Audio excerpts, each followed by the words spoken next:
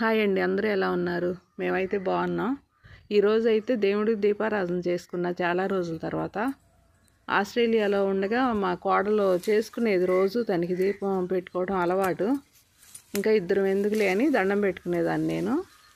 ఇక్కడ పల్లెటూరుకు వచ్చాక ఇక్కడ నేను ఈరోజు దీపం పెట్టుకున్నాను. పెట్టుకున్నాక ఇడ్లీ వేసి అంకుల్కి పెట్టేసా. నేనైతే ఇంకా తినలేదు. చాలా బట్టలు ఉన్నాయి. ఇదిగో ఇలా మొక్కలన్నీ బాగా ఎక్కువ పెరిగిపోయినాయి. మొక్కలన్నీ కొన్ని తీసేస్తున్నా. ఇది అత్తిపండు మొక్క, చక్కగా బతికే ఉంది. అంజీర్ అంటారు కదా, ఆ మొక్క బాగుంది. మొక్క అయితే ఒక వంగ మొక్క ఉంది కానీ అది బాగా పురుగు పట్టేస్తుంది. ఇటు పక్కన చూడండి, ఇది మనీ ప్లాంట్ బాగా విపరీతంగా పెరిగిపోయింది. ఇంటి గోడపైకి కూడా పెరిగింది. ఇదంతా తోసేస్తాను కిందకైతే.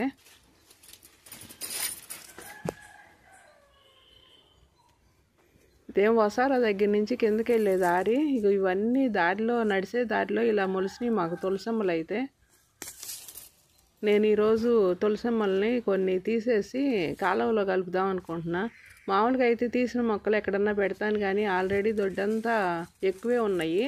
అందుకని పారే నీళ్ళల్లో కలుపుదాంలే అనుకుంటున్నాను. ఇవన్నీ తీస్తున్నాం. నేను ఊడ్చేటప్పుడు చీపురు తగలకూడదు కదా, మనం నడిచేటప్పుడు కాలు తగలకూడదు తులసమ్మలకి అని ఇలా కొన్ని మొక్కలు అయితే తీసేస్తున్నాను.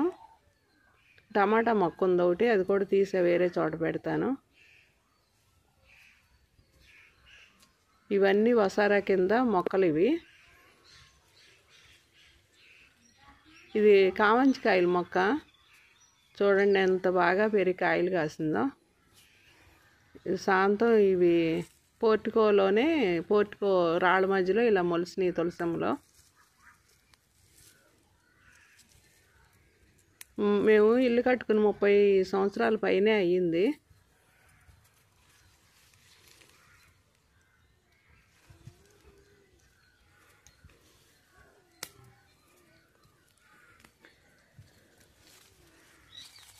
ఇవి రాళ్ళన్నీ ఇలా నెరలు వచ్చేసినాయి. ఇదంతా బాగు చేయించుకోవాలి. ఇది వంటిల్లు చూడండి, ఇది చుట్టిల్లు, వంటిల్లు. మామూలు ఇల్లు కాకుండా ఇది వంటిల్లు. ఇది కూడా చిన్న డాబా.